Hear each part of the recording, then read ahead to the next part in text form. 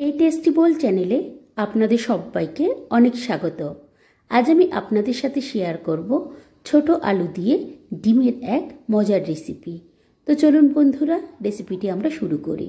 প্রথমেই আমি এখানে কড়াইতে তেল দিয়ে দেবো। তেল যখন ভালো মতন গরম হয়ে আসবে, এরপর আমি এখানে আগের থেকে সেদ্ধ করে রাখা ডিমগুলি তেলের মধ্যে দিয়ে দেব।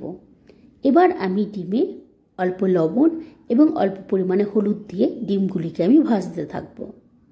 যখন ডিমগুলি ভালো মতন এরকম ভাজা হয়ে আসবে, এবার আমি একটি পাত্রে ডিমগুলিকে তুলে নেব।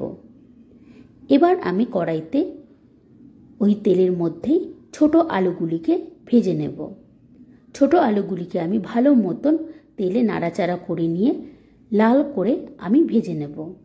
আপনারাও চেষ্টা করবেন যাতে আলুগুলি এরকম লাল হয়। যখন আলু সম্পূর্ণ ভাজা হয়ে যাবে, এরপর আমি আলুগুলিকে একটি পাত্রে তুলে নেব। এবার আমি কড়াইতে আবারও একটু তেল দিয়ে দেব। তেল গরম হয়ে আসলে আমি এখানে ফোড়নে গোটা জিরে এবং শুকনো লঙ্কা দিয়ে দেব।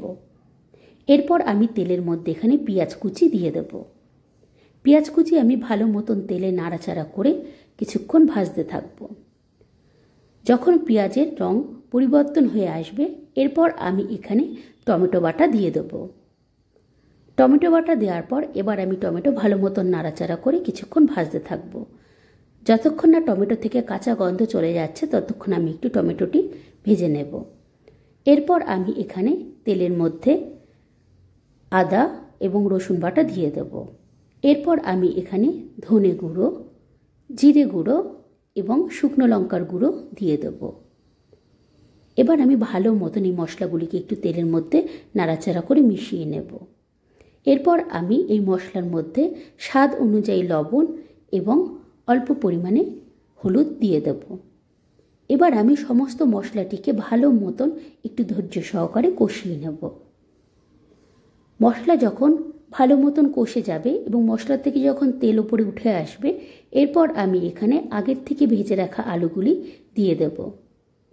আলুগুলিকে আমি ভালো মতন মশলার সাথে মিশিয়ে নেব। মেশানো যখন সম্পূর্ণ হয়ে যাবে, এরপর আমি এখানে আলু সেদ্ধ করার জন্য অল্প পরিমাণে জল দিয়ে দেব। জল দেওয়া হয়ে গেলে এবার আমি এটি কিছুক্ষণ হতে দেব। যখন তরকারিটি এরকম ভালো মতন ফুটতে আরম্ভ করবে, এবার আমি এখানে আগের থেকে ভেজে রাখা ডিমগুলি দিয়ে দেব। ডিম দেওয়ার পর এবার আমি এই তরকারির মধ্যে গুঁড়ো গরম মশলা দিয়ে দেব। গুঁড়ো গরম মশলা যখন দেওয়া হয়ে যাবে, এবার আমি এখানে কসুরি মেথি দিয়ে তরকারিটি নামিয়ে নেব। দেখুন কত সহজে এক মজার রেসিপি কিন্তু এরকম তৈরি হয়ে যাবে। আপনারা ঠিক বাড়িতে এইভাবে একবার বানিয়ে দেখুন, দেখবেন খেতে কিন্তু খুবই সুস্বাদু হবে। আপনারা রুটি, পরোটা কিংবা ভাতের সাথে এই তরকারিটি একবার ট্রাই করতে পারেন। বন্ধুরা, আজ তবে আসি, আবারও অন্য কোনো দিন অন্য কোনো রেসিপি নিয়ে দেখা হবে। বাই।